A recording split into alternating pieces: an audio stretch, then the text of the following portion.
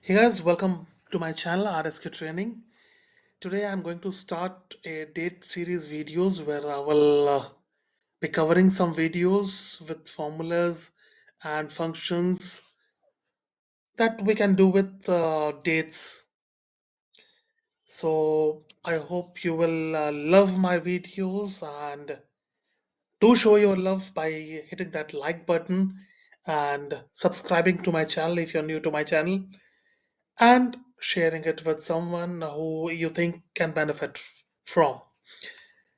So, starting the date series with incrementing dates. Now, what is incrementing dates? Just as the literary term says, one after the another. So, let me show you how to do how that happens. So, say I have employee ID here, and I take some random figures, and then I have to mark their attendance for the entire month for which I will drag these dates. I'm not dragging it till the end. So this I did for January and I marked the attendance.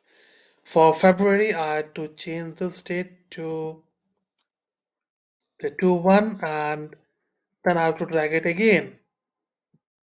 For March, I will again change it and drag it again.